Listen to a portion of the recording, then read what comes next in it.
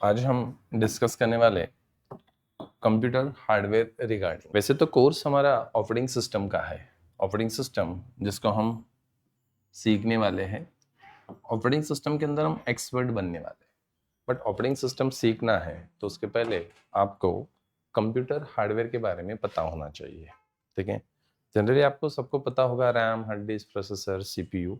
But अब हम आज एक थोड़ा सा एक ओवरव्यू करके देखने वाले हैं। ठीक है, हार्डवेयर हार्डवेयर को bear metal machine, bear metal ये भी एक वर्ड यूज किया जाता है। बेयर मेटल मतलब फिजिकल मशीन। तो जब भी आप क्लाउड एंड वर्चुअलाइजेशन टेक्नोलॉजी को पढ़ोगे तो वहां पे हार्डवेयर को, फिजिकल मशीन को बेयर मेटल मशीन इस तरह से भी बोला जाता है। फिजिकल होता है, जैसे कि ये रिमोट एक फिजिकल है।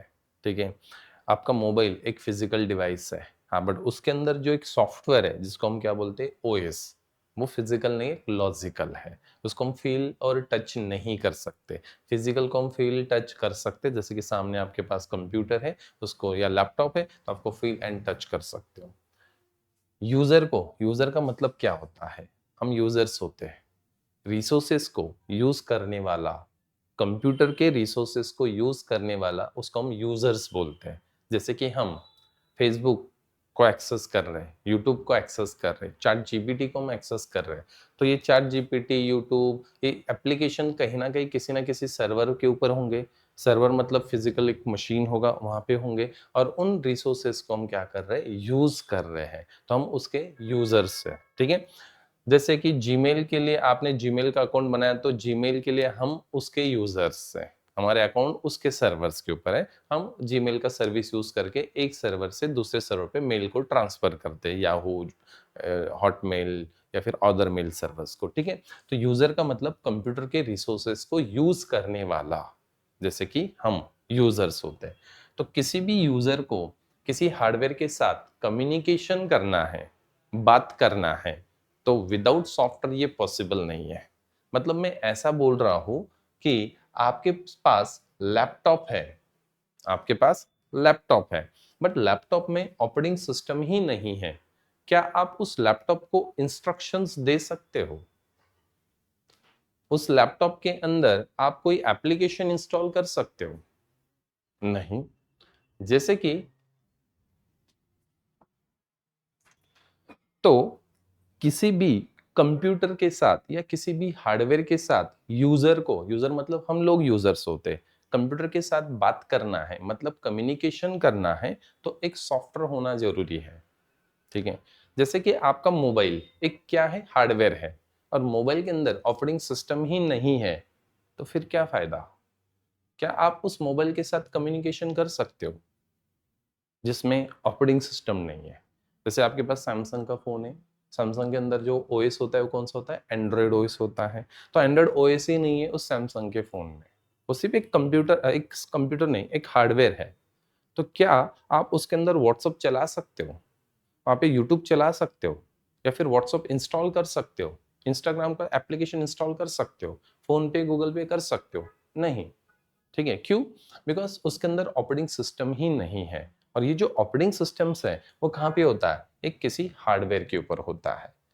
विदाउट सॉफ्टवेयर हम किसी भी हार्डवेयर के साथ कम्युनिकेशन नहीं कर सकते, पॉसिबल ही नहीं।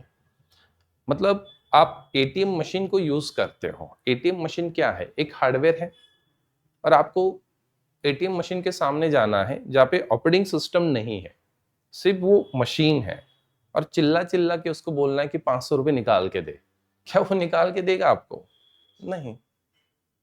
फिर वो कैसे निकाल के देता है?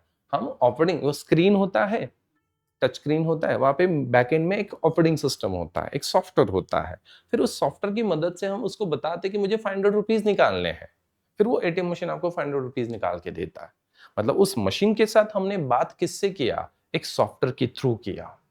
सॉफ्टवेयर के अंदर हमने इंस्ट्रक्शन दिया और वो इंस्ट्रक्शन उसने हार्डवेयर को बताया, मतलब उस मशीन को बताया, और फिर 500 रुपीज उसने निकाल के दिया। तो मैं यही कह रहा हूं, आप किसी भी लैपटॉप या किसी भी कंप्यूटर के साथ हमें, मतलब यूजर को कम्युनिकेशन करना है, तो विदाउट सॉफ्टवेयर ये पॉसिबल नहीं है। इसीलिए हम कंप्यूटर के अंदर एक सॉफ्टवेयर को इंस्टॉल करते, उसको हम क्या बोलते हैं, ऑपरेटिंग सिस्टम। ऑपरेटिंग सिस्टम क्या होता है, ग्रुप ऑफ सॉफ्टवेयर या group of application that means operating system. Operating system के अंदर मल्टीपल सॉफ्टवेयर्स होते हैं।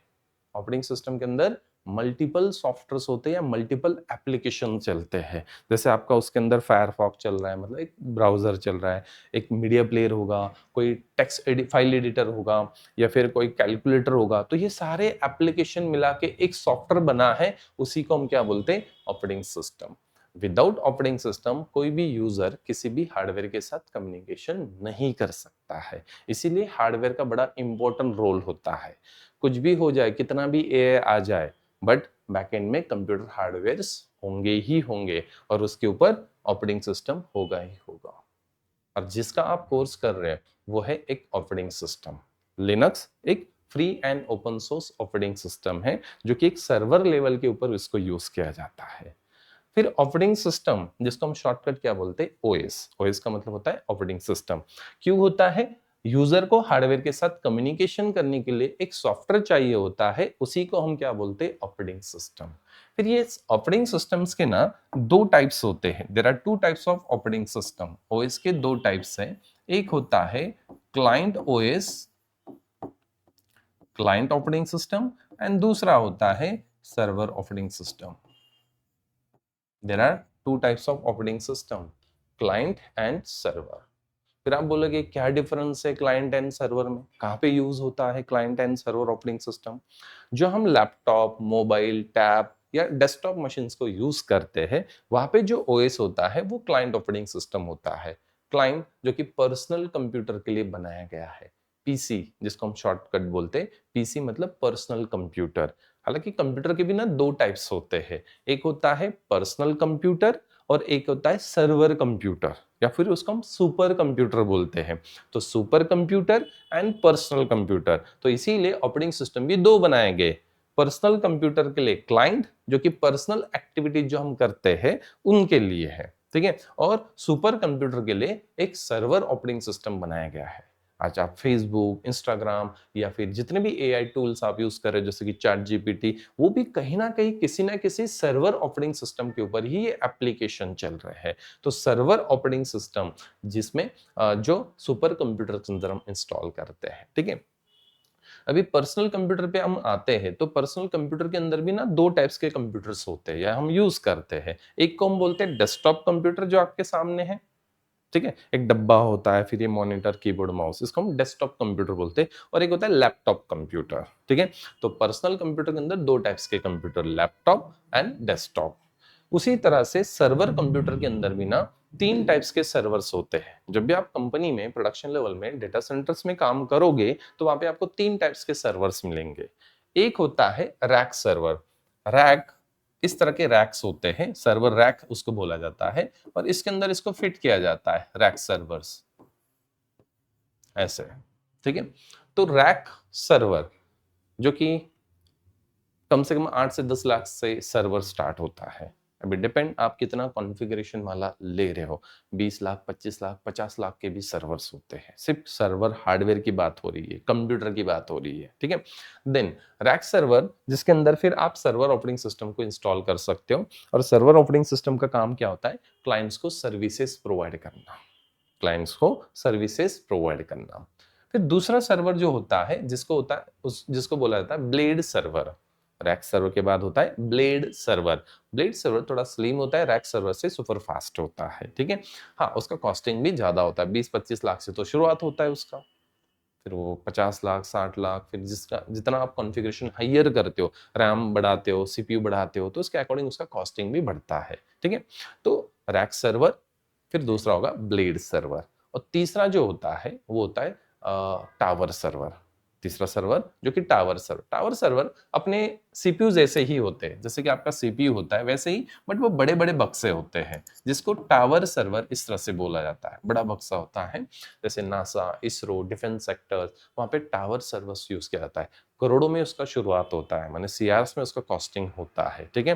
टावर सर्वर ये सुपर कंप्यूटर है, बड़े बड़े बक्से होते हैं, ठीक है, सीपीयू होते हैं, तो उसको हम बोलते हैं टावर सर्वर। ये जो सर्वर मशीन्स है, इसका जो केस होता है, मतलब जो मटेरियल यूज किया जाता है वो थोड़ा हाई मटेरियल यूज किया जाता है, ना कि हमारे लैपटॉप और डेस्कटॉप जैसे वो लो मटेरियल होता है, इसीलिए इसका कॉस्टिंग भी थोड़ा लो होता है, ठीक है। बट इसका मटेरियल थोड़ा सा हाई होता है, बिकॉज ये सर्वर मशीन ऐसा नहीं कि रात हो गया बंद कर दिया, काम हो गया बंद कर दिया। लैपटॉप में हम काम हो गया तो हम लैपटॉप को बंद कर देते, but server machine 24 hours 7 days start होते हैं। बहुत सारे सर्वर ऐसे हैं आज के डेट में जो कि 50-50 साल से कंटिन्यूसली चल रहे हैं, उसको बंद भी नहीं किया गया है। हाँ, कभी कभार रिस्टार्ट और शटडाउन किया जाता है मेंटेनेंस के लिए, बट बहुत सारे ऐसे सर्वर्स हैं जो कि आज तक उसको बंद नहीं किया गया है, कंटिन्यूसली सर्विस दे रहा है। क्या आप रात 3 बजे यूट्यूब नहीं देख सकते हो क्या? देख सकते हैं। क्यों? बिकॉज वो सर्वर बैकएंड में चल रहा है। या कि रात 3 बजे या 12 बजे आप फोन पे नहीं कर सकते हो, गूगल पे नहीं कर सकते हो, कर सकते हैं आज के डेट में, ठीक है। कोई भी सर्विस, मेल आप किसी को भी रात 3 बजे भी कर सकते हो। क्यों? बिकॉज वो सर्वर बैकएंड में चल रहा है और ये सर्वर कंटिन्यूसली चलते हैं। ऐसा नहीं कि चलो यार इंडिया में आप रात हो गया, अभी रात हो गया तो बंद कर देते सर्वर्स को, ऐसा तो नहीं होता है ना, ठीक है। तो ये कंटिन्यूसली ये सर्वर्स चलते रहते हैं, ठीक है। तो ये टावर सर्वर जो होता है वो सबसे शक्तिशाली कंप्यूटर बोला गया है आज के डेट में। हालांकि इससे भी आगे वाला जो कंप्यूटर्स आने वाले हैं वो होगा, सर्वर की बात हो रही है, वो होगा आपका क्या बोलते हैं, क्वांटम कंप्यूटर। क्वांटम कंप्यूटर जो कि बहुत सारे कंपनीज वो क्वांटम कंप्यूटर बना रही है। तो क्वांटम कंप्यूटर जो होगा, ये क्वांटम कंप्यूटर ये सबसे ज्यादा शक्तिशाली कंप्यूटर होने वाला है। क्वांटम कंप्यूटर ये सबसे ज्यादा शक्तिशाली कंप्यूटर होने वाला है। हालांकि ये कुछ हद तक किसी ने प्रोसेसर बना लिया, तो ये चल रहा है प्रोसेसर कंप्यूटर को। बोला जाता है कि क्वांटम कंप्यूटर एक बार सक्सेसफुली हो जाता है तो ये इतना सुपर फास्ट होगा कि आज का जो कंप्यूटर है जिसको हम सुपर कंप्यूटर बोल रहे हैं, इसको वो कैलकुलेशन करने के लिए 2 साल लग जाएंगे और ये 2 मिनट के अंदर कर देगा। मतलब आज के सुपर कंप्यूटर को, जिसको हम एकदम शक्तिशाली कंप्यूटर बोल रहे हैं, उसको वो एक बड़ा कोई ऐसा कैलकुलेशन दिया जाए तो उसको 2 साल लगेंगे उस कैलकुलेशन को सॉल्व करने के लिए, और ये 2 मिनट के अंदर आपको सॉल्व कर देगा क्वांटम कंप्यूटर, ठीक है। आज के जो कंप्यूटर्स है ये बाइनरी कोडिंग को समझते हैं। सबको पता है ना बाइनरी कोड क्या होता है? बाइनरी कोड का मतलब होता है 0 1 0 1। कंप्यूटर को ना कि मराठी आता है, ना कि हिंदी आता है, ना कि इंग्लिश आता है। वो तो काम करता है एक प्रोग्राम कोड जिसको हम क्या बोलते हैं, बाइनरी प्रोग्राम, ठीक है। तो बाइनरी प्रोग्राम या बाइनरी कोड को वो समझता है। बाइनरी कोड क्या होता है? एक तो जीरो नहीं तो वन। जीरो को ऑफ बीट बोला जाता है और वन को ऑन बीट बोला जाता है। 0 और 1 इस तरह से, मतलब इतने अनगिनत कैलकुलेशंस करके रखे हैं या फिर कॉम्बिनेशंस बना के रखे हैं जो कि बाइनरी कोडिंग का कॉम्बिनेशंस है। जैसे कि हम टाइप करते ए, बट कंप्यूटर उसको क्या समझता है, फॉर एग्जांपल के लिए मैं बता रहा हूँ 0 और 1 ऐसा, ठीक है। बी का मतलब क्या है, फॉर एग्जांपल के लिए 1 और 0 ऐसा है। तो जब आपको ए और बी लिखते हो तो फिर उसका बाइनरी कोड कैसे होगा? जैसे मैंने लिखा ए एंड बी, ठीक है, तो इसका कोड होगा 0 1 1 0 ऐसा। तो ऐसे कॉम्बिनेशन सारे नंबर्स के, सारे लेटर्स के उसने बना के रखे। इसीलिए जब भी हम टाइप करते हैं तो कंप्यूटर इस कॉम्बिनेशन के साथ वो क्या करता है, डेटा को लिखता है हार्ड डिस्क के अंदर। हमें तो दिख रहा है ए बी, बट कंप्यूटर में स्टोर कैसे हुआ? इस फॉर्मेट में, जिसको हम क्या बोलते हैं, बाइनरी फॉर्मेट, ठीक है। एक तो 1 होगा तो आगे 0 होगा, 0 है तो सामने 1 होगा। एग्जाम्पल के लिए ये रिमोट है, ठीक है, ये फ्रंट है और ये क्या है, बैक है। तो मैं आपको अभी दिखा रहा हूं, वो क्या आपको दिख रहा है, फ्रंट, और उसी टाइम पे मैं क्या देख रहा हूं, बैक। क्या आप बैक देख सकते हो वहां से, उस एंगल से? नहीं। क्या मैं फ्रंट देख सकता हूं उस एंगल से? नहीं, इस एंगल से नहीं। हाँ, अभी आपको क्या दिख रहा है, बैक, और मुझे दिख रहा है फ्रंट। तो ऐसे ही तो है, यहाँ पे 0 है तो यहाँ पे 1 होगा, यहाँ पे 1 है तो यहाँ पे 0 होगा। तो बाइनरी कोड इस तरह से काम करता है। क्वांटम कंप्यूटर जो है या क्वांटम थ्योरी है, क्वांटम फिजिक्स है, वो अलग कंसेप्ट है। मतलब अभी हम देख रहे सिर्फ 2 एंगल से। मैं इस एंगल से देख रहा हूं तो मुझे बैक, और आप उस एंगल से देख रहे हो तो आपको फ्रंट दिख रहा है। तो कंप्यूटर बस ये 2 ही एंगल से कैलकुलेशन कर रहा है, ठीक है। बट क्वांटम थ्योरी अलग अलग एंगल से देखेगा। जैसे कि इस ऑब्जेक्ट को देखना है, आप फ्रंट, मुझे दिख रहा है बैक, कोई इस एंगल से देख रहा है तो क्वांटम थ्योरी इस एंगल से भी कैलकुलेशन करके देखेगा, इस एंगल से भी देखेगा, इस एंगल से भी देखेगा, इस एंगल, मतलब अलग अलग एंगल से उस कैलकुलेशन को किया जाएगा और अलग अलग आंसर्स आ सकते हैं।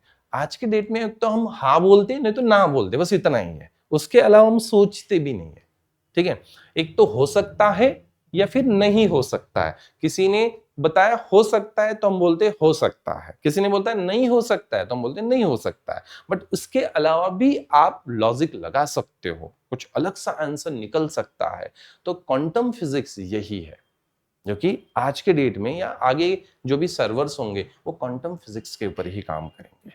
अलग अलग एंगल से आपका मशीन्स कैलकुलेशन करेगा और फिर आपको अलग अलग प्रिडिक्ट करके देगा, जो कि साइंटिस्ट लोग करते हैं ना। वो अभी एआई की मदद से और जल्दी आने वाला ये कंसेप्ट, और एआई की मदद से और जल्दी ये क्वांटम फिजिक्स या क्वांटम कंप्यूटर्स और जल्दी रिसर्च तो कर रहे हैं, बट ये कुछ साल के बाद ये आ जाएगा। तो कंप्यूटर इतने सुपर फास्ट हो जाएंगे, हमारे कंप्यूटर्स नहीं है, डेस्कटॉप मशीन्स नहीं है, हम लैपटॉप डेस्कटॉप पे ही यूज करेंगे, डिजिटल कंप्यूटर में ही हम यूज करेंगे। बट जो सुपर कंप्यूटर्स होंगे ना, वहां पे क्वांटम कंप्यूटर्स आएंगे, इतने शक्तिशाली होंगे तो कि आप सब कुछ विजुअल देख सकते हो। कभी आपने वीआर लगा के देखा है कितना रियल लगता है? एक्चुअल वो रियल होता है नहीं।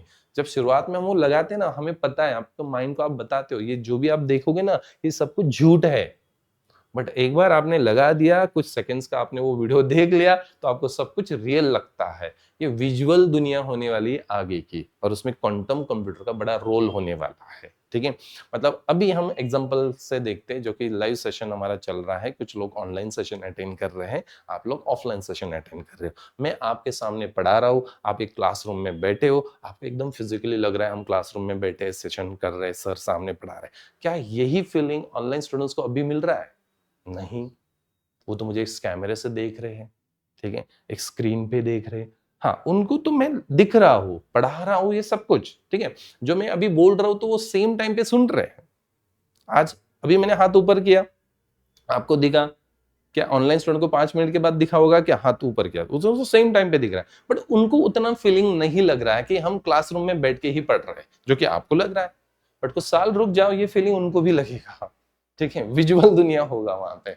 और मतलब मैंने 2020 में एक व्हाइट बोर्ड पे पढ़ा रहा था, मैं मार्कर लेके। देखो एक साल में कितना, कोविड के बाद कितना चेंज हो गया।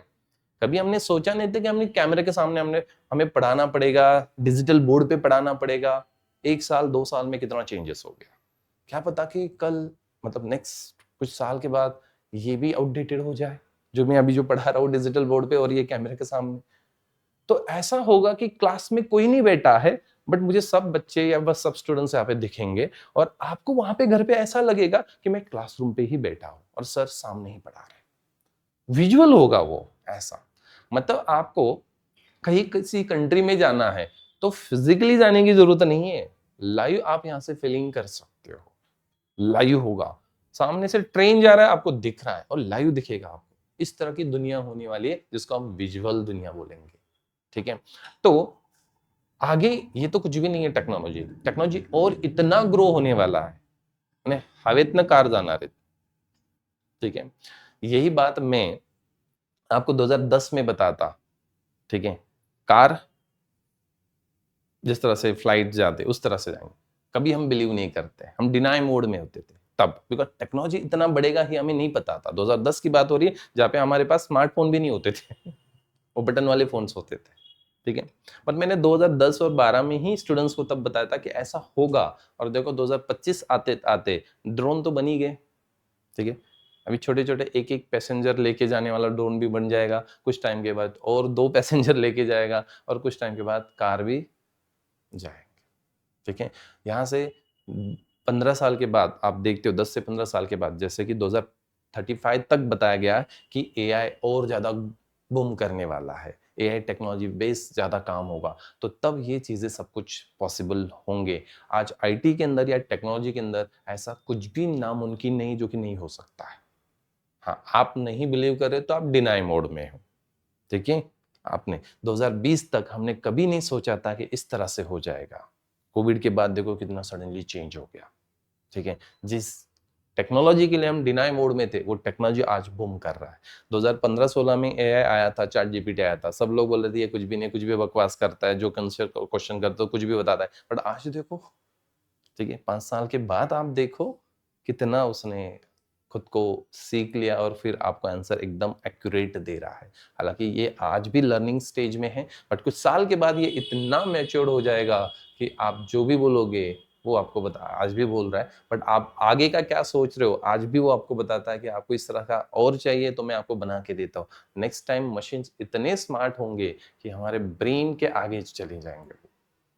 हम माइंड में सोचेंगे वो परफॉर्म कर देगा, अभी तो हमें बताना पड़ता है, ठीक है, टाइप करके या वॉइस से। आगे बताने की जरूरत नहीं होगा मशीन्स को, बस आप सोचो, श्रिंक किया जाएगा आपका मशीन और आपका ब्रेन।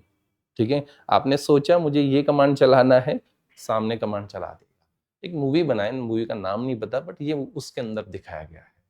ठीक है, तो एक छोटा सा चिप यहाँ पे लगाया जाता है और फिर वो श्रिंक किया जाता है कंप्यूटर और मशीन के साथ, और फिर जो ये सोचेगा मतलब वो वहाँ पे परफॉर्म होगा, मतलब उसका डेटा हमारे पास आ जाएगा, हमारा डेटा उसके पास चला जाएगा, ऐसे हमारे मेमोरीज उसके पास चला। तो टेक्नोलॉजी इतना ग्रो होने वाला है। ठीक है, और सब में इंपॉर्टेंट रोल कंप्यूटर हार्डवेयर का होगा। ठीक है, ऑपरेटिंग सिस्टम का होगा, बिकॉज विदाउट ऑपरेटिंग सिस्टम कोई एप्लीकेशन हम चला ही नहीं सकते। आज जितना भी आप शोर मचा रहे हो ना, एआई एआई एआई की वजह से आईटी का जॉब चला जाएगा, नहीं, उल्टा अच्छा है हमारे लिए एआई आ चुका है, बिकॉज एआई भी एप्लीकेशन कहां पे बैठा है, ऑपरेटिंग सिस्टम के ऊपर। ये चैट जीपीटी वगैरह, ये ओपन सोर्स टूल जितने भी है, जितने भी यूज कर रहे हो आप एआई टूल, वो भी तो कहीं ना कहीं किसी ना किसी ऑपरेटिंग सिस्टम के ऊपर ही है। और सबसे ज्यादा जो ऑपरेटिंग सिस्टम यूज किया जाता है ये एप्लीकेशंस होंगे। यहाँ पे एप्लीकेशन, कोई भी एप्लीकेशन, फेसबुक एप्लीकेशन ओएस के ऊपर चल रहा है, आपका फोन पे गूगल पे ओएस के ऊपर चल रहा है, जितने भी क्लाउड के एप्लीकेशंस है वो भी ऑपरेटिंग सिस्टम के ऊपर चल रहे हैं। ठीक है, जितने एआई के टूल्स है वो एप्लीकेशंस के ऊपर चल, मतलब ओएस के ऊपर चल रही है सारे एप्लीकेशन। ठीक है, तो कोई भी एप्लीकेशन विदाउट ऑपरेटिंग सिस्टम चल ही नहीं सकता है। वो एप्लीकेशन डायरेक्ट आप हार्डवेयर के ऊपर इंस्टॉल कर ही नहीं सकते हो, बिकॉज एप्लीकेशन बस उसका काम उतना ही होगा, जैसे कि सॉन्ग प्ले करना है तो सॉन्ग ही प्ले करेगा, वीडियो तो वीडियो ही प्ले करेगा। ठीक है, एप्लीकेशन बस उसके जो एक्टिविटीज, मतलब उसके जो सेट ऑफ रूल्स होते हैं उसके हिसाब से वो काम करता है, बस उतने ही हिसाब से वो काम करेगा, ना कि आपका वीएलसी प्लेयर आपको फाइल नहीं बना के देगा, वो सिर्फ मीडिया प्ले करेगा। ठीक है, तो ये एप्लीकेशंस कहाँ पे होते हैं, ऑपरेटिंग सिस्टम के ऊपर। हम जिसका कोर्स कर रहे हैं वो भी क्या है, एक ऑपरेटिंग सिस्टम ही है। और 90% ऑपरेटिंग सिस्टम आज के डेट में जो सर्वर के लिए यूज किया जाता है वो होता है लिनक्स। 90% आज के डेट में जितने भी सर्वर्स है, फेसबुक, यूट्यूब, चैट जीपीटी या इंस्टाग्राम, फोन पे, गूगल पे, नेटफ्लिक्स, अमेजॉन प्राइम या क्लाउड के जो सर्वर्स या सर्विसेज है, वहां पे जो ऑपरेटिंग सिस्टम यूज होता है 90% लिनक्स यूज होता है। ठीक है, तो आज के सेशन में हमें हार्डवेयर को इसलिए समझना है कि जिस हार्डवेयर के ऊपर जो ओएस हम इंस्टॉल कर रहे हैं वो हार्डवेयर के बारे में हमें पता होना चाहिए। नहीं तो हमें यही पता नहीं है रैम क्या होता है, नहीं पता मुझे कि कंप्यूटर में रैम होता है, ऐसा ना हो। हालांकि हम मास्टर इसके अंदर होने वाले, लिनक्स के अंदर, ना कि हार्डवेयर के ऊपर। हमें हार्डवेयर रिपेयर नहीं करना है, हार्डवेयर को असेंबल नहीं करना है। वो जो जॉब रोल होता है जो कि हार्डवेयर नेटवर्किंग जो करता है उनका होता है, जिसको हम डेस्कटॉप सपोर्ट या हार्डवेयर इंजीनियर बोलते हैं, जिनका रिपेयरिंग का काम होता है। मदरबोर्ड का प्रॉब्लम, रैम का प्रॉब्लम, एसएमपीएस का प्रॉब्लम या आपके लैपटॉप डेस्कटॉप का प्रॉब्लम कोई भी आता है तो वो इंजीनियर्स क्या करते हैं, उन हार्डवेयर को रिपेयर करते हैं, तो वो हार्डवेयर इंजीनियर कहलाते हैं। ठीक है, एंड नेटवर्किंग में कोई प्रॉब्लम आ जाता है, इंटरनेट नहीं आ रहा है, कनेक्टिविटी का प्रॉब्लम, तो वो नेटवर्क इंजीनियर्स होते हैं। हम होते हैं ऑपरेटिंग सिस्टम के इंजीनियर्स। लिनक्स सीख रहे तो लिनक्स इंजीनियर, विंडोज में आप मास्टर बन रहे तो विंडोज इंजीनियर, इस तरह से। ठीक है, तो हमें हार्डवेयर के बारे में आज के सेशन में डिस्कस करना है।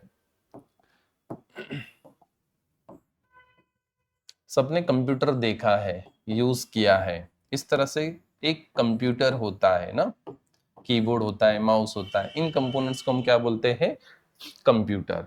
तो कंप्यूटर क्या है, एक इलेक्ट्रॉनिक डिवाइस है, एक इलेक्ट्रॉनिक मशीन है। ठीक है, computer is a electronic machine या इलेक्ट्रॉनिक डिवाइस। ठीक है, सबसे पहले कंप्यूटर बनाया गया था एक कैलकुलेटर, मतलब बड़े बड़े कैलकुलेशंस करने के लिए एक मशीन बनाया गया था, उस मशीन को कैलकुलेटर बोला जाता है। ठीक है, तो बाद में इसी कैलकुलेटर को फिर एनालॉग कंप्यूटर में बनाया गया, मतलब एनालॉग कंप्यूटर आया था। कैलकुलेटर सबसे पहला कंप्यूटर बोला जाता है, उसके बाद फिर एनालॉग कंप्यूटर्स आते थे। एनालॉग कंप्यूटर्स जो कि एक साथ हम मल्टीपल इंस्ट्रक्शंस हम नहीं दे सकते, वन बाय वन इंस्ट्रक्शन, मतलब एक इंस्ट्रक्शन दिया उसका आंसर है तो दूसरा इंस्ट्रक्शन, मतलब वो मल्टीटास्किंग नहीं थे।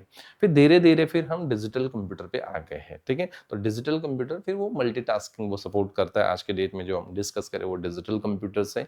तो ये जो कंप्यूटर है एक इलेक्ट्रॉनिक डिवाइस है। इसके अंदर एक मॉनिटर होता है, एक कीबोर्ड होता है, एक माउस होता है, और इसको क्या बोलते हैं हम? CPU.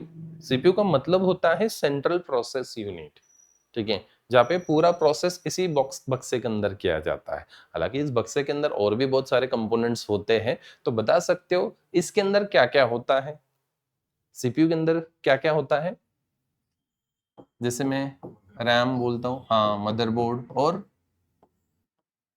Hard disk, SDD. SDD shortcut है हार्ड डिस्क ड्राइव, ठीक है। हाँ, हार्ड डिस्क को कभी आप आईओ ऐसा भी लिखा जाता है, ठीक है, एसडीडी आईओ, ठीक है। देन उसके बाद मदरबोर्ड, उसके बाद प्रोसेसर जो कि सबसे इंपॉर्टेंट है। नेक्स्ट एसएमपीएस, पता है आपको एसएमपीएस?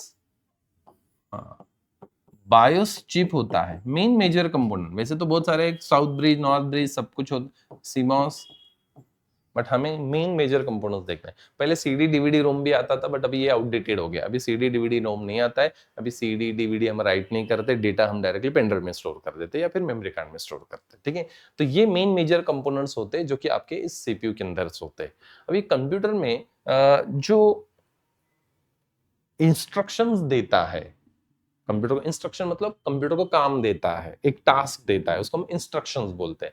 तो जो डिवाइस कंप्यूटर को इंस्ट्रक्शंस देते हैं उनको हम इनपुट डिवाइस बोलते हैं, ठीक है। जैसे कि कीबोर्ड हो गया, माउस हो गया, ये हमारे क्या है? इनपुट्स डिवाइस, जो कि कंप्यूटर को हम इंस्ट्रक्शंस देते हैं, इनपुट डिवाइसेस। फिर कंप्यूटर क्या करता है? प्रोसेस करता है और फिर आपको आउटपुट भेज देता है। तो जिन डिवाइस के ऊपर हमारा आउटपुट आता है तो उसको हम बोलते हैं आउटपुट डिवाइस। तो कंप्यूटर में दो टाइप्स के डिवाइसेस होते हैं, इनपुट डिवाइस, आउटपुट डिवाइस, ठीक है। इनपुट डिवाइसेस जहां से हम कंप्यूटर को क्वेश्चन करते, इंस्ट्रक्शन देते। आउटपुट डिवाइस जहाँ पे कंप्यूटर पे आंसर्स आते हैं, जैसे कि मैंने प्रिंट आउट दिया तो प्रिंटर से प्रिंट आउट निकल के आया, मतलब प्रिंटर हो गया आउटपुट डिवाइस। जितने भी कंप्यूटर में हम एक्टिविटीज कर रहे हैं वो सारे आउटपुट्स हमें मॉनिटर पे, स्क्रीन पे दिखते हैं, तो monitor is a output device, ठीक है। ये जो माइक है, ये माइक क्या है? मेरा इनपुट डिवाइस है, बिकॉज वो इनपुट ले रहा है। और ऑनलाइन स्टूडेंट जो स्पीकर से सुन रहे हैं साउंड, ठीक है, तो वो हो गया आपका आउटपुट डिवाइस हो गया, ठीक है। तो कीबोर्ड, मॉनिटर, माइक ये इनपुट डिवाइस में आते हैं, sorry, keyboard, mic and mouse ये इनपुट डिवाइस में आते हैं। मॉनिटर, प्रिंटर, स्पीकर ये आउटपुट डिवाइस के अंदर आते हैं, ठीक है। तो ये जो सीपीयू है, ये सीपीयू के अंदर ये जो मेन मेजर कंपोनेंट्स है, तो उसको हम एक वन बाय वन को डिस्कस करते हैं, ठीक है। तो सबसे पहले हम डिस्कस करते हैं रैम को। रैम का मतलब होता है, फुल फॉर्म बता सकते हो? रैम रैंडम एक्सेस मेमोरी, हाँ, रैंडम एक्सेस मेमोरी। देखो कंप्यूटर के अंदर ना दो टाइप्स के मेमोरीज होते हैं। कंप्यूटर के अंदर दो टाइप्स के मेमोरीज होते हैं, एक प्राइमरी मेमोरी और एक सेकेंडरी मेमोरी होता है। प्राइमरी एंड सेकेंडरी, ठीक है। वोलेटाइल एंड नॉन वोलेटाइल, इस तरह से भी उसको बोला जाता है। तो हम प्राइमरी एंड सेकेंडरी मेमोरी बोलते हैं। तो फिर आप बोलोगे प्राइमरी एंड सेकेंडरी मेमोरी में क्या डिफरेंस होता है? तो प्राइमरी मेमोरी के अंदर जो भी डेटा स्टोर होता है वो परमानेंट नहीं होता है। मतलब मैंने वहां पे डेटा स्टोर किया तो जब तक कंप्यूटर चल रहा है तब तक ही वो डेटा रहेगा। रिबूट शटडाउन कर दिया तो डेटा फ्लश हो जाता है। जैसे कि रैम के अंदर जो भी डेटा स्टोर होता है वो परमानेंट नहीं होता है। तो वो है हमारा प्राइमरी मेमोरी। रैम, रोम ये प्राइमरी मेमोरी के अंदर आता है। रोम सुना है आपने? रोम मतलब read only memory. Read only memory मतलब एक बार यहाँ पे डेटा को राइट किया जाता है और बाद में बस उसको रीड किया जाता है। फिर आप बोलोगे ये रोम कहाँ पे होता है? रोम इस कैमरे के अंदर है, रोम इस एसी के अंदर है, ठीक है। रोम आपके वॉशिंग मशीन के अंदर है, रोम ये आपके डिश वॉशर के अंदर है। डिश वॉशर के अंदर, वॉशिंग मशीन के अंदर जो प्रोग्राम्स होते हैं ना, वो एक बार लिखे गए हैं। जैसे आप वो बटन या प्रेस करते हो या जो प्रोग्राम सेट करते हो, तो उसके बाद जो उस प्रोग्राम में जो लिखा गया कोड है, उसको रीड करता है और उसको रन करता है। तो वहां पे रीड ओनली मेमोरीज होते हैं। रैंडम एक्सेस मेमोरी, जो कि रैंडमली उसको एक्सेस किया जाता है, कभी भी वहां पे राइट किया जाता है, कभी भी उसको रीड किया जाता है। ठीक है, यहाँ पे एक बार राइट होता है और बाद में रीड होता है रोम के अंदर। यहाँ पे रीड राइट चलता ही रहता है। ठीक है, जैसे मैंने कंप्यूटर के अंदर फायरफॉक्स ओपन किया, तो ये एप्लीकेशन मैंने ओपन किया। तो कंप्यूटर के अंदर कोई भी एप्लीकेशन या कोई भी सॉफ्टवेयर आप ओपन करते हो, तो उस एप्लीकेशन को चलाने के लिए रैम चाहिए होता है, सीपीयू चाहिए होता है। ठीक है, मेमोरी एंड सीपीयू को वो कंज्यूम करता है, यूज करता है। ठीक है, तो हर एप्लीकेशन कहां पे जाते हैं? रैम के अंदर। तो रैम मतलब रैंडम एक्सेस मेमोरी। जैसे मैंने उस एप्लीकेशन को क्लोज कर दिया, तो रैम से उसका डेटा चला गया। ठीक है, जैसे फिर से ओपन किया वो उस एप्लीकेशन को, फिर से वो रैम के अंदर चला गया। ठीक है, रैम के अंदर वो रन हो रहा है एप्लीकेशन जब तक हमने उसको ओपन करके रखा है। ठीक है, और जैसे मैंने क्लोज किया वो चला जाएगा। रैंडमली इस मेमोरी को एक्सेस किया जाता है। बट दिक्कत यहाँ पे ये है कि इसमें डेटा परमानेंट नहीं होता है। ठीक है, हालांकि ये जो मेमोरी है परमानेंट स्टोरेज के लिए बनाया ही नहीं गया है, वो रैंडम एक्सेस के लिए ही बनाया गया है। ये फास्ट काम करता है, ये फास्ट काम करता है सेकेंडरी मेमोरी से। ठीक है, अभी सेकेंडरी मेमोरी होता है जो कि आपका परमानेंटली डेटा वहां पे स्टोर किया जाता है। जैसे आपने आज डेटा स्टोर किया, 20 साल के बाद डेटा वो एज इट इज रहेगा। Pen drive, memory card, hard disk, ये सेकेंडरी मेमोरी के अंदर आते हैं। जैसे कि आपने अपना डेटा मेमोरी कार्ड के अंदर स्टोर किया, या फिर आपने अपना डेटा पेन ड्राइव के अंदर स्टोर किया, 20 साल के बाद वो पेन ड्राइव कनेक्ट करके देखो, वो डेटा एज इट इज रहेगा, सेकेंडरी मेमोरी है। इसीलिए तो हमारे अपने फोटोज वगैरह बैकअप के लिए हम हार्ड डिस्क, पेन ड्राइव या मेमोरी कार्ड के अंदर हम स्टोर करते। फिर आप बोलते सर मैं तो नहीं करता, मेमोरी कार्ड के अंदर नहीं करता, मैं पेन ड्राइव, मैं तो लैपटॉप में करता हूँ। लैपटॉप में भी तो हार्ड डिस्क ही है, तो हार्ड डिस्क के अंदर ही वो स्टोर होता है। ठीक है, तो हार्ड डिस्क जो होता है जिसको हम SSD बोलते हैं, हार्ड डिस्क ड्राइव। ठीक है, तो ये जो हार्ड डिस्क होगा, आपने देखा होगा हार्ड डिस्क इस तरह से होते हैं। अभी पुराने हार्ड डिस्क जो होते थे वो ना साटा हार्ड डिस्क होते थे, सीरियल एडवांस टेक्नोलॉजी अटैचमेंट। ठीक है, बड़े से ऐसे हार्ड डिस्क होते थे। अभी उसके बाद अभी जो नए हार्ड डिस्क आ गए हैं, इसको हम SSD हार्ड डिस्क भी बोलते हैं, SSD साटा। अभी जो नए हार्ड डिस्क है वो साटा SSD है, या फिर यहाँ पे SSD M2 नाम से आता है, जो कि रैम जैसे होता है। ठीक है, SSD साटा जो कि पुराने हार्ड डिस्क जैसा ही बट छोटा सा ही है। ठीक है, देन उसके बाद SSD M2 होता है जो कि रैम जैसे होता है। इस तरह से रैम जैसे डायरेक्टली मदरबोर्ड पे उसको प्लग इंस्टॉल किया जाता है। इससे कहीं गुना स्पीड SSD का है। तो SSD जो नए हार्ड डिस्क मार्केट में है, उसका हार्ड डिस्क का स्पीड ज्यादा है पहले वाले हार्ड डिस्क के मुकाबले में। ठीक है, मतलब रीड राइट परफॉर्मेंस ज्यादा होता है यहाँ पे, इससे भी इसका ज्यादा होता है जो कि रैम जैसे होता है, M2 SSD बोला जाता है। सॉलिड स्टेट ड्राइव, SSD मतलब हार्ड डिस्क ड्राइव, और यहाँ पे सॉलिड स्टेट ड्राइव। यहाँ पे मैकेनिज्म होता है, एक स्पिंडल मोटर होता था और एक प्लेटर होता था जहाँ पे डेटा को लिखा जाता था ट्रैक्शन सेक्टर में। मतलब ये एक रोटेट होता था एक मोटर से, और फिर एक हेडर होता था जो कि रीड और राइट का करने का काम करता था। यहाँ पे फ्लैश मेमोरी होता है, बस इस तरह से ऐसे आईसीज होते हैं ब्लैक कलर के, और वहां पे फ्लैश मेमोरी के अंदर आपका डेटा लिखा जाता है। ठीक है, जैसे हमारे मोबाइल के अंदर इस तरह का हार्ड डिस्क नहीं होता है, इस तरह का होता है हार्ड डिस्क। मतलब वो चिप होता है, उसके अंदर डेटा आपका लिखा जाता है, आपके फोटोज वीडियो जितने भी है वो उसी के फ्लैश मेमोरी के अंदर स्टोर होता है। उसी तरह से ये फ्लैश मेमोरी ही है जहाँ पे आपका डेटा स्टोर किया जाता है। तो SSD हार्ड डिस्क पहले वाले हार्ड डिस्क से मुकाबले में फास्ट होता है। हार्ड डिस्क के अंदर जो भी डेटा स्टोर होगा वो परमानेंट होगा। तो सेकेंडरी मेमोरी के अंदर हार्ड डिस्क आता है जहाँ पे आपका डेटा परमानेंटली स्टोर किया जाता है। ठीक है, तो प्राइमरी मेमोरी के अंदर डेटा परमानेंट नहीं होता है, सेकेंडरी के अंदर परमानेंट होता है। इसीलिए तो हमारा लैपटॉप का OS हम हार्ड डिस्क के अंदर स्टोर करते हैं, ना कि रैम के ऊपर। रैम के ऊपर करते तो रिस्टार्ट के बाद वो तो चला जाता, फिर से हमें इंस्टॉल करना पड़ता। ठीक है, तो हार्ड डिस्क के अंदर वो परमानेंट रहेगा। दोनों में परफॉर्म है, ये दोनों रैम है, मेमोरी है। ठीक है, रैम मतलब मेमोरी है। तो दोनों में स्पीड किसका ज्यादा होगा, तो ऑब्वियसली रैम का स्पीड ज्यादा होता है, ठीक है, इसका स्पीड कम होता है। हालांकि ये स्पीड के लिए, ये डेटा स्टोर करने के लिए बनाया गया, परमानेंटली डेटा स्टोर करने के लिए।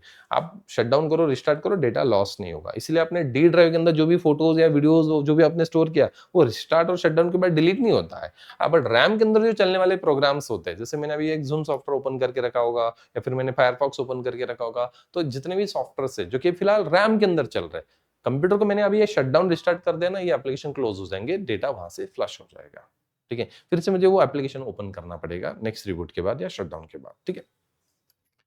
Next, processor. प्रोसेसर का काम क्या होता है, प्रोसेसर आप इस तरह से देखते हो, इस तरह का एक चिप होता है, ठीक है।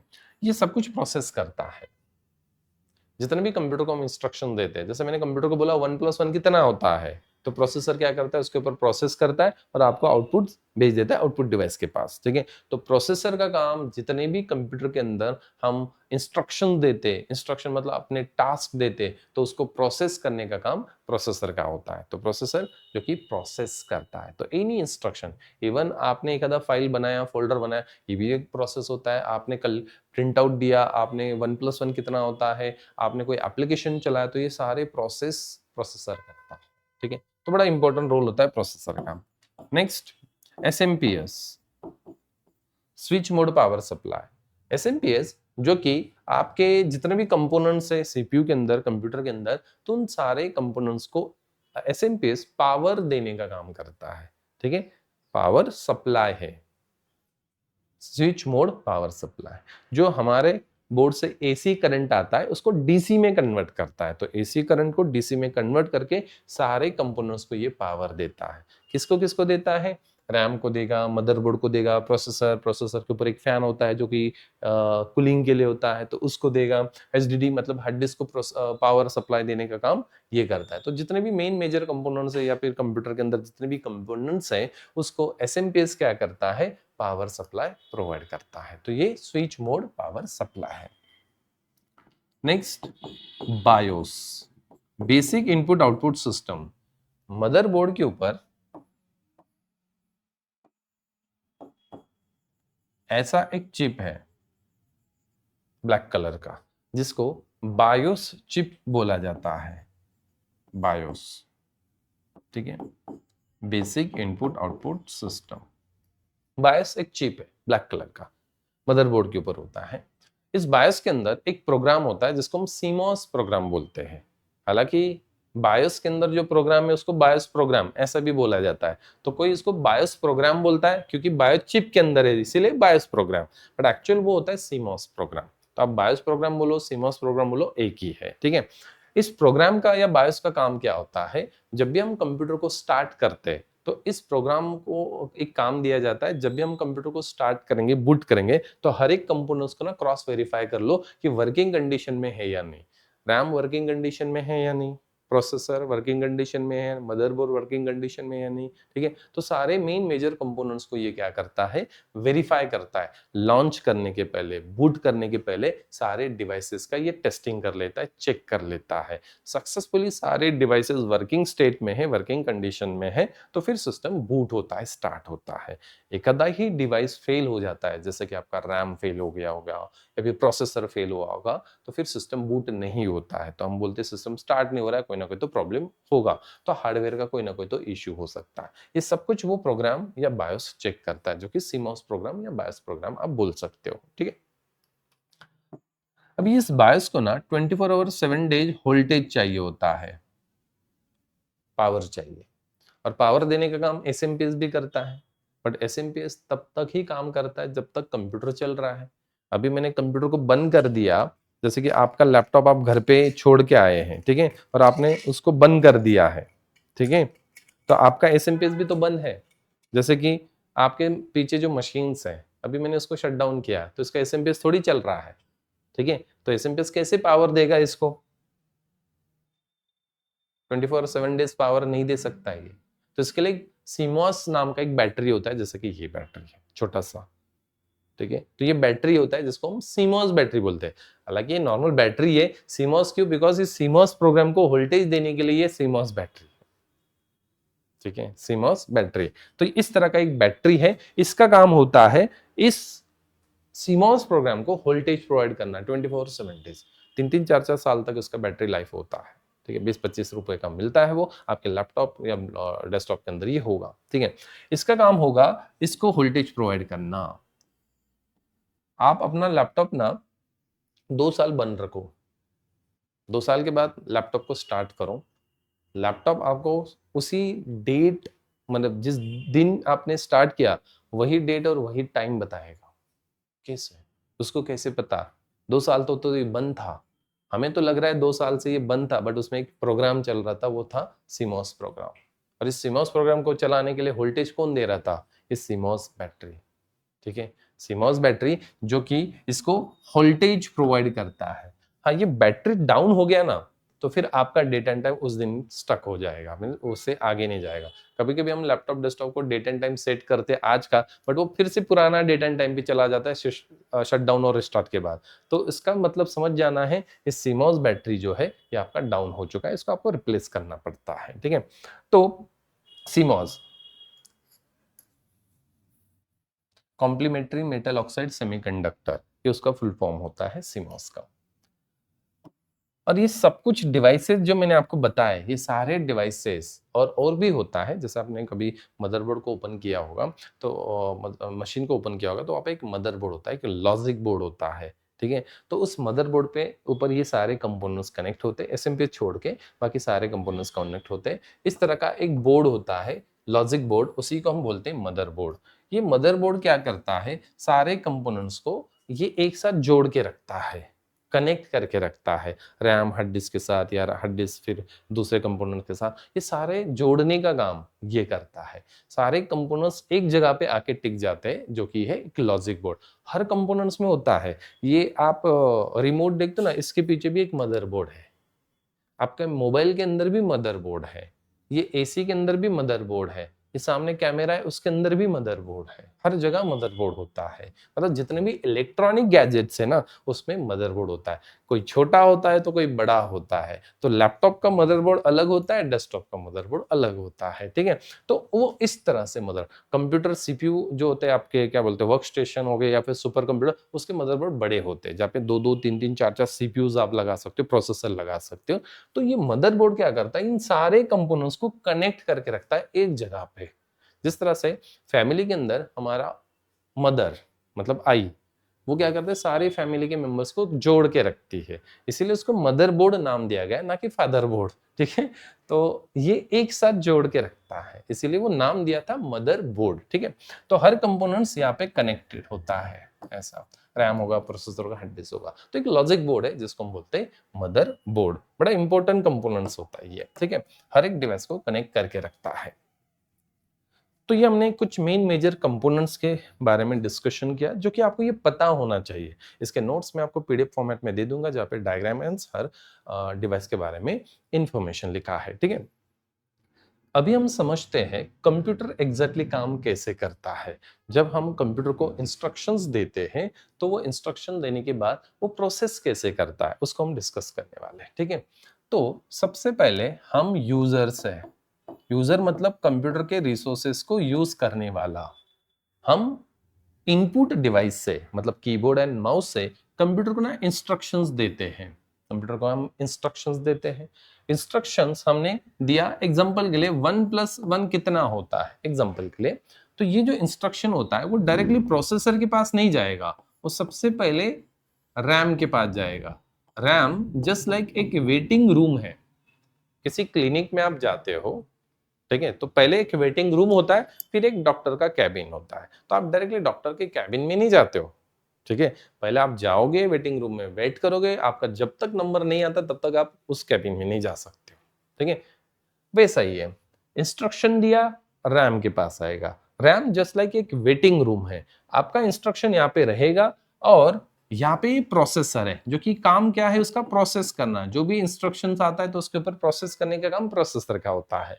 अभी प्रोसेसर क्या करता है, हार्ड डिस्क से इनपुट लेता है, SSD, इनपुट कहाँ से लेगा? हार्ड डिस्क में। पूरा कोड कहाँ पे लेगा? जितने भी प्रोग्राम्स है, कैलकुलेटर हो गया, वीएलसी प्लेयर हो गया, फायरफॉक्स हो गया, जितने भी एप्लीकेशंस आप कंप्यूटर में चला रहे हो, वो सारे ओएस के ऊपर ही तो इंस्टॉल्ड है। ओएस कहाँ पे? हार्ड डिस्क के अंदर। हार्ड डिस्क के अंदर सारे प्रोग्राम्स होते हैं, ठीक है। तो प्रोसेसर को थोड़ी पता है 1+1 कितना होता है, नहीं।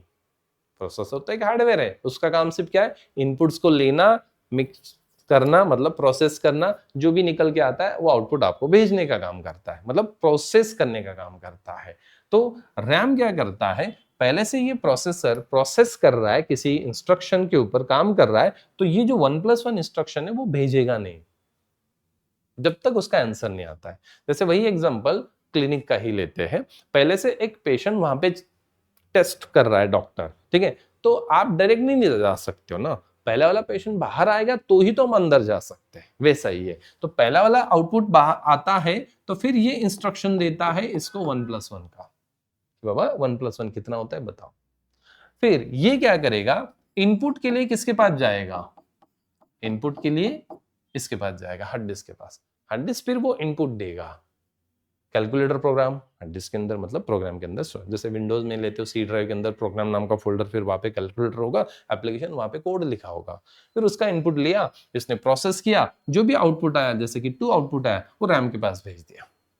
और रैम ने इस प्रोसेस का जो आउटपुट आया है 1+1 = 2 मॉनिटर के पास भेज दिया।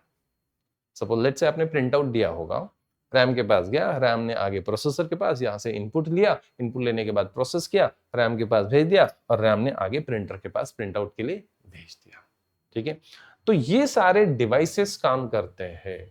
हम बोलते हैं रैम का स्पीड, मतलब रैम, कंप्यूटर का स्पीड रैम के ऊपर डिपेंड होता है, नहीं, सबसे पहले प्रोसेसर के ऊपर डिपेंड होता है, ठीक है। प्रोसेसर ही स्लो प्रोसेस कर रहा है, और रैम आपने 16 GB का रखा है। वेटिंग रूम तो बहुत बढ़ा दिया, बट डॉक्टर जो है ना, वो 10-15 मिनट में एक पेशेंट को बाहर निकाल रहा है, तो उसका स्पीड ज्यादा होना चाहिए, ना कि वेटिंग रूम बड़ा होने से आप फास्ट काम नहीं कर सकते हो। इसी तरह से प्रोसेसर फास्ट काम करना चाहिए, जो इंस्ट्रक्शन दिया वो पटापट उसने रिस्पॉन्ड देना चाहिए, आंसर देना चाहिए, फिर रैम दूसरा इंस्ट्रक्शन उसके पास भेजेगा। हाँ, पहला प्रायोरिटी कंप्यूटर का या लैपटॉप का स्पीड प्रोसेसर के ऊपर, प्रोसेसर अच्छा होना चाहिए। दूसरा रैम, प्रोसेसर तो बहुत फास्ट प्रोसेस कर रहा है, बट वेटिंग रूम छोटा है, तो ये भी नहीं। तो सेकंड प्रायोरिटी रैम का, और थर्ड प्रायोरिटी आपके हार्ड डिस्क का होगा। बिकॉज प्रोसेसर जो भी इंस्ट्रक्शन ले रहा है, इनपुट्स ले रहा है, इंस्ट्रक्शन नहीं, इनपुट्स ले रहा है, वो हार्ड डिस्क से ले रहा है। ये दोनों अच्छे, बट हार्ड डिस्क स्लो चल रहा है, इनपुट ही जल्दी नहीं दे रहा है, तो प्रोसेस कैसे जल्दी करेगा, ठीक है। तो इनपुट भी दे तो जल्दी आना चाहिए। तो ये तीन चीजें आपके लैपटॉप और डेस्कटॉप में अच्छे होनी चाहिए। एसएसडी हार्ड डिस्क होना चाहिए, रैम कम से कम 8 GB के ऊपर ही होना चाहिए, एंड देन प्रोसेसर i3 तो नहीं, बट i5, i7, i9, तो वो होगा तो बेटर होगा, ठीक है। बट i9 प्रोसेसर बड़े महंगे हैं, 70-80 हजार का तो सिर्फ प्रोसेसर है, ठीक है।